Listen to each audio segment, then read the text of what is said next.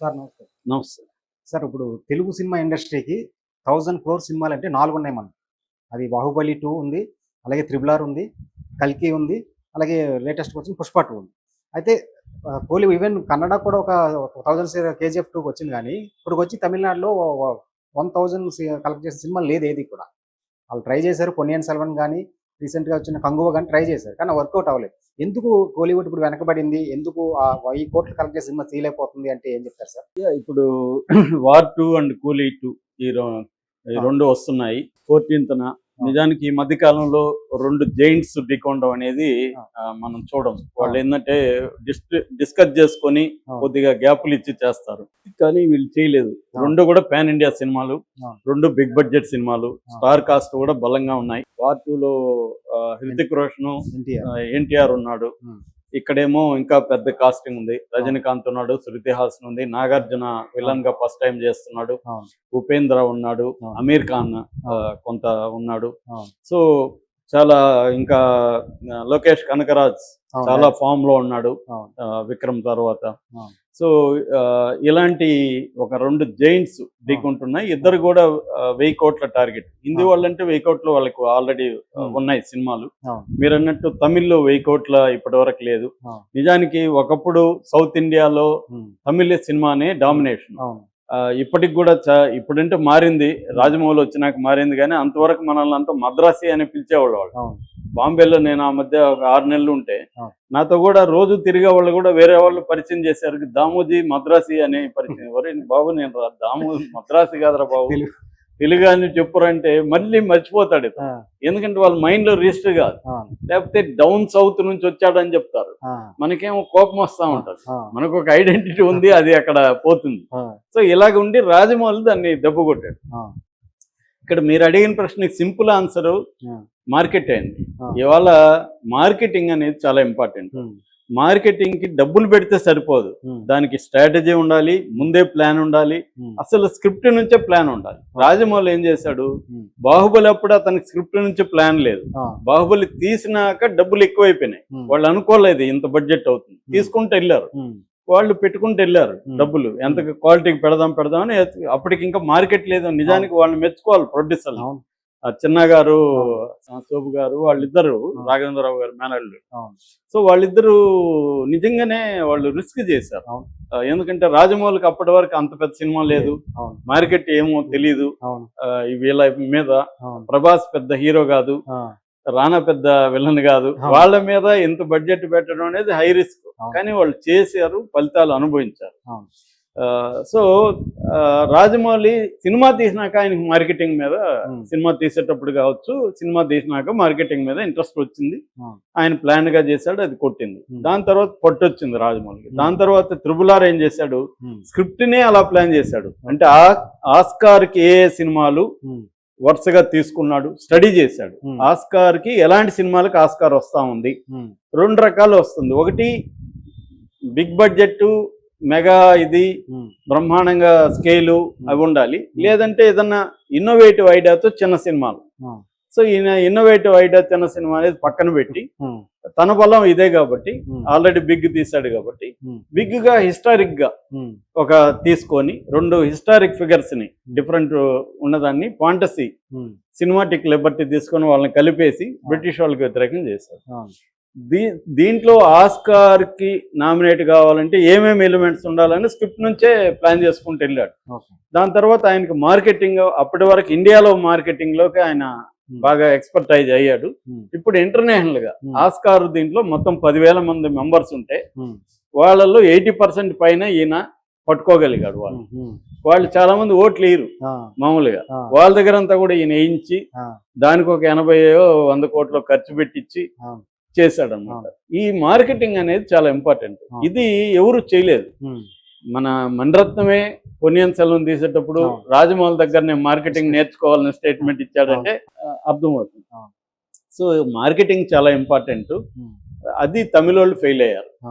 ఒకప్పుడు తమిళ శంకర్ ఆ! ఒక రకమైన పాన్ ఇండియా సినిమాకి ఆయన ఆద్యుడు. అవును. అలాంటిది రాజమౌళి వచ్చినాక క్రాస్ అయిపోయింది. రాజమౌళి ఇన్స్పిరేషన్ తో మిగతా వాళ్ళు కూడా, అంటే సుకుమార్ కూడా రాజమౌళి సహాయ సహకారాలతోనే పుష్ప 2ని చేయగలిగారు, అవును. కల్కి. అవును. సో ఇలాగా మనకి రాజమౌళే 2 1000 కోట్ల సినిమాలు తీయగలగడం, అవును. ఆయన నేనే నా వరకే ఉండాలి, నేను ఎవరికి చెప్పనని కాకుండా బ్రాడ్ మైండ్ ఉంది రాజమౌళికి. అవును. సో ఆయన హెల్ప్ చేయడం, దీనివల్ల సుకుమార్ కొట్టగలగడం, ఇవన్నీ జరిగాయి. అవును. ఇది హిందీ వాళ్ళు చేయలేకపోతున్నారు. ఇప్పుడు ఏమన్నా చేయగలరా అనేది ఉంది. కానీ నార్త్ వాళ్ళకి మార్కెటింగ్ బాగా వచ్చు. అందులో మన ఎన్టీఆర్ దాంట్లో ఉన్నాడు. ఇద్దరు కూడా ఒక రకమైన, నేను దాని మీద ఆల్రెడీ స్టోరీ కూడా చెప్పాను. అది మంచి యాక్షన్ మూవీ, చాలా ఎమోషనల్ డ్రామా, చాలా edge of the seat thriller అది. ఎందుకంటే ఒక దేశభక్తుడు అయిన వాడు రోగ్గా మారిపోతాడు. రోగ్ అంటే ఏ ఆర్గనైజేషన్ నుంచి వెళ్ళాడు, research and analysis special unit, దాని నుంచి వెళ్ళిన వాడు ఏదో కారణంతో దీనికి వ్యతిరేకంగా మారిపోతాడు. ఇప్పుడు అతన్ని చంపాల్సిన అవసరం ఈ సంస్థకు వస్తుంది. వాడికి ఈక్వల్ గా వాడికంటే ఎక్కువ శక్తులు ఉండే వాడిని ఒకరిని బట్టి వాడిని పంపిస్తారు. ఇతను ఫర్ ఎగ్జాంపుల్ అతని శిష్యుడే ఉండొచ్చు ఒకప్పుడు, కానీ ఇతను దేశం కోసం ఎవరినన్నా ఒక మిషన్ లాంటి వాడు. ఇతనికి ఎమోషన్స్ ఉండవు, వాడికి ఎమోషన్స్ ఉంటాయి. సో ఒక ఎమోషన్స్ లేని వ్యక్తి, ఒక ఎమోషన్స్ ఉన్న ఒక పర్సన్, ఈక్వల్లీ పవర్ఫుల్ పర్సన్ ని చంపాలి. ఇంతకంటే బెస్ట్ ఇదేముంటది? ఇది మనకి బోర్న్ ఐడెంటిటీ, ప్రతి సిరీస్ హిట్టే, సేమ్ సబ్జెక్ట్ బోర్న్ ఐడెంటిటీ. అలాగా అది హిట్ లక్షణాలు బాగున్నాయి దానికి. ఇది కొద్దిగా మిక్స్డ్ గా ఉంది. అంటే ట్రైలర్ అవి చూస్తేమో రొటీన్ గా ఉంది, రజనీకాంత్ అట్లాగే నడుస్తున్నాడు ఎప్పటి నుంచో, అలాంటి స్టైలే ఉంది. కానీ మరి నాగార్జున విలను, మిగతా కాస్టింగ్, వ్యవహారం అంతా బలంగా ఉంది. కాబట్టి ఏది ఎక్కుతుంది అనేది మనం చెప్పలేం. మాస్ కి రజనీకాంత్ నచ్చే అవకాశం ఉంది, కానీ ఇక్కడ జూనియర్ ఎన్టీఆర్ ఫ్యాన్స్ విపరీతంగా ఉంటారు. గ్యాప్ కూడా వచ్చింది.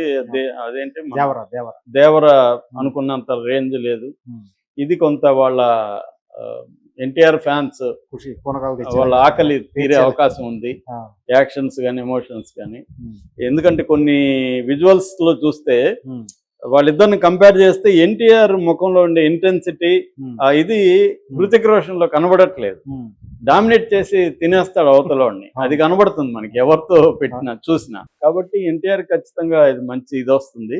రజనీకాంత్ సినిమా కూడా లోకేష్ కనగరాజు మామూలు వ్యక్తి అయితే కాదు, అతను కమర్షియల్ సినిమాలు బాగా చేయగలరు డిఫరెంట్ గా. కాబట్టి చెప్పలేము 1000 కోట్లు కలెక్షన్ అనేది చేయొచ్చు, చేయలేదని చెప్పలేము మనం. కాకపోతే అంత ఈజీ కూడా కాదు. ఎందుకంటే ఇవాళ థియేటర్లకు జనం మామూలుగానే రావడం తగ్గిపోయింది. 2 సినిమాల కంటే ఏదో ఒకటి ఎంచుకుంటారు, 2 చూడడం అనేది కష్టం అవుతుంది. మరి తెలుగులో అయితే ఫస్ట్ ప్రిఫరెన్స్ ఎన్టీఆర్కే ఇచ్చే అవకాశం ఉంది. అంటే కానీ నాగార్జున ఉన్నాడు, మళ్ళీ అక్కినేని ఫ్యాన్స్ అటు వెళ్ళే అవకాశం ఉంది. కాబట్టి ఫస్ట్ డే టాక్ అని బట్టే ఉంటదండి. Mouth talk important, mouth talk అని బట్టి ఉంటది. నేషనల్ లెవెల్లో హృతిక్ రోషన్ సినిమాకి ఇంపార్టెన్స్ ఇస్తారు ఖచ్చితంగా. కాకపోతే అమెరికాంది అది స్పెషల్ రోల్, ఊరికే అమెరికాంది ఎక్కువ రోల్ లేదు కాబట్టి అక్కడికి వచ్చేసరికి Hrithik Roshan already hit franchise, already war 1 మంచి హిట్ అయింది. ఇది కూడా హిట్ అయ్యే అవకాశం ఉంది, ఎందుకంటే వాళ్ళ హాలీవుడ్ మేకింగ్ అంతా ఉండదు. ఇదేమో హాలీవుడ్ మేకింగ్ కనబడలే నాకు. కూలీలు కొంత ఈ మసాలా తమిళ మసాలా కనబడుతుంది. చెప్పలేం మనం. 2 కూడా వస్తే మంచిదే, కానీ టఫ్. 2 1000 కోట్లు వస్తే మాత్రం టఫ్. సయారా అనే చిన్న సినిమా మాత్రం బాగా ఆల్రెడీ 300 కోట్ల పైన కలెక్ట్ చేసింది. కాబట్టి ఇప్పటికి కూడా సినిమా బాగుంటే థియేటర్కి వెళ్తారు అనేది మరొకసారి ప్రూవ్ అండి. మహావతార్ ఇది కూడా నరసింహ జనాలు థియేటర్కి వెళ్ళి చూస్తున్నారు. కాకపోతే ఇంతకు ముందులాగా అన్ని సినిమాలకి థియేటర్కి వెళ్లకుండా సెలెక్టివ్ గా ఉంటున్నారు. ఎందుకంటే జనరల్ గానే ఎకనామీ మంది డౌన్ లో ఉంది, అర్బన్ కన్జంప్షన్ అనేది పడిపోయింది. తెలుగు రాష్ట్రాల్లో రూరల్ కన్జంప్షన్ కూడా తగ్గింది, ఎందుకంటే జనాల దగ్గర డబ్బులు లేవు. సో అందుకని సెలెక్టివ్ గా దేనికి ఎంత ఖర్చు పెట్టాలా అనేది మోర్, ఇంతకు ముందు అంత రెక్లెస్ గా లేరు, క్యాలిక్యులేటెడ్ గా జనం ఉంటున్నారు. మామూలుగా మనం చూస్తే మాల్స్ అంతా, బట్టల షాపులు ఇవన్నీ కూడా ఖాళీగానే కనబడుతున్నాయి, అర్బన్ కన్జంప్షన్. సో అందువల్ల ఈ అన్నిటి కారణాల వల్ల సినిమా బాగా ఉండి ఖచ్చితంగా థియేటర్లో చూడాలని ఫీలింగ్ వస్తే తప్ప 1000 కోట్లు కలెక్ట్ చేయడం అయితే కష్టం. సో చూడాలి 2 కాంపిటీషన్లో. Thank you.